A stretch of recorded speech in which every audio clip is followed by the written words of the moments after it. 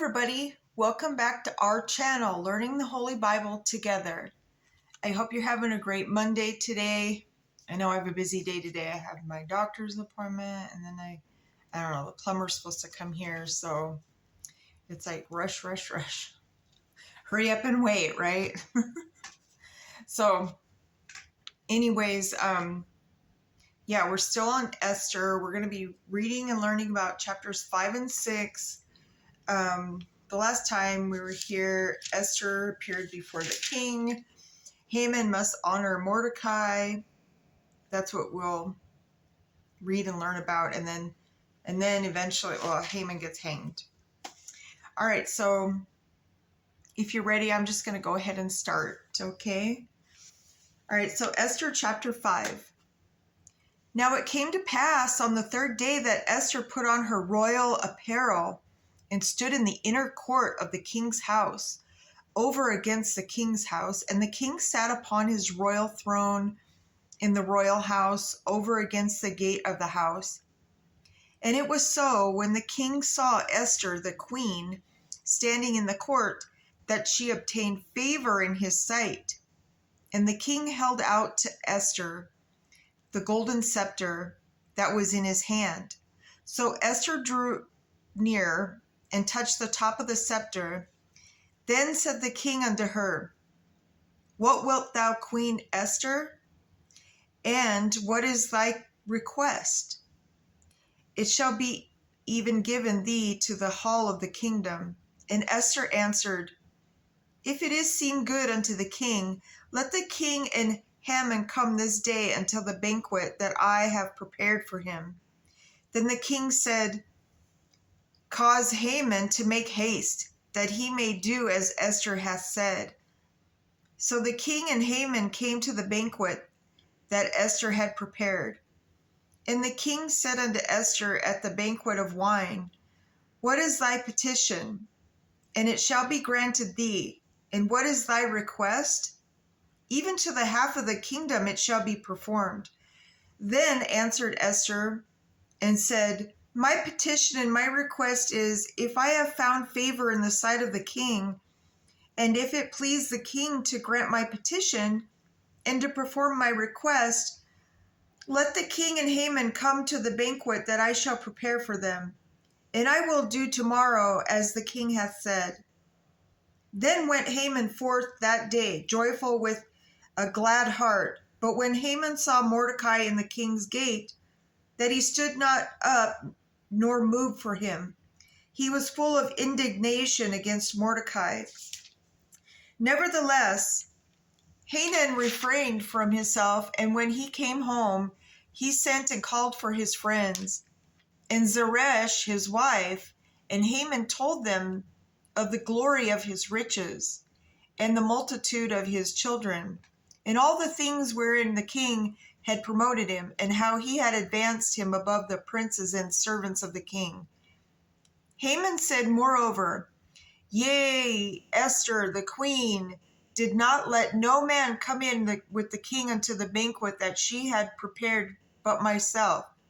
And tomorrow am I invited unto her also with the king, yet all this availeth me nothing, so long as I see Mordecai the Jew sitting at the king's gate.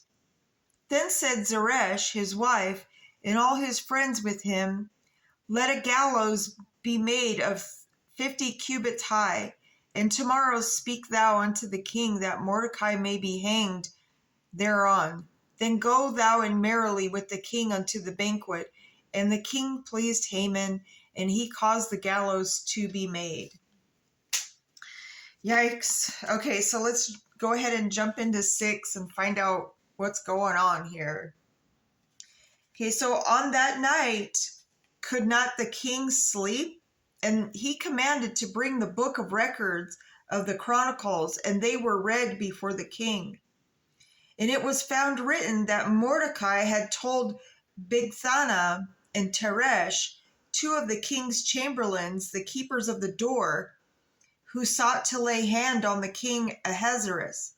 And the king said, What honor and dignity hath been done to Mordecai for this? Then said the king's servants that ministered unto him, there is nothing done for him. And the king said, who is in the court?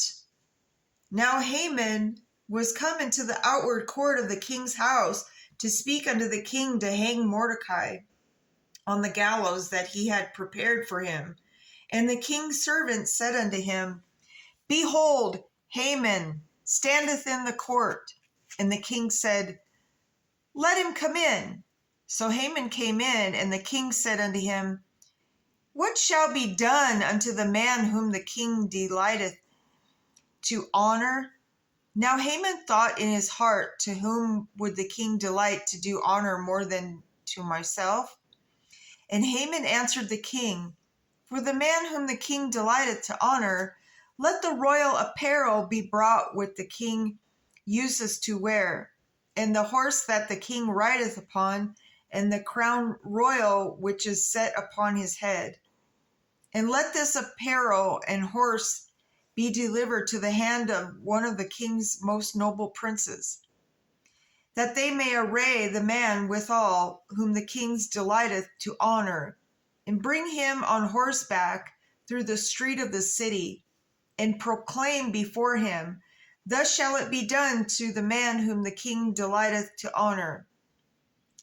Then the king said to Haman, make haste, and take the apparel and the horse, as thou hast said, and do even so to Mordecai the Jew, that sitteth at the king's gate. Let nothing fail of all that thou hast spoken. Then took Haman the apparel and the horse, and arrayed Mordecai, and brought him on horseback through the street of the city, and proclaimed before him, thus shall it be done unto the man whom the king delighteth to honor. And Mordecai came again to the king's gate, but Haman hasted to his house mourning, and having his head covered. And Haman told Zeresh his wife and all his friends everything that had befallen him. Then said his wise men and Zeresh his wife unto him, if Mordecai be of the seed of the Jews, before whom thou hast begun to fall, thou shalt not prevail against him, but shall surely fall before him. And while they were yet talking with him, came the king's chamberlains, and hasted to bring Haman unto the banquet that Esther had prepared. That's the end of chapter 6. So tomorrow we'll find out more, of course. Remember, there's only 10 chapters, so this is real short story, of the Bible, but it's really important.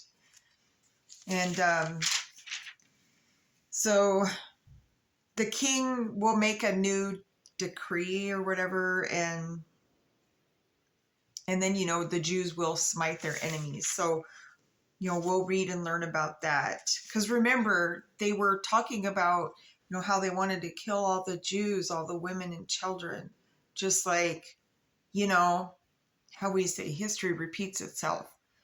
Somebody that starts with a H and ends with a lur,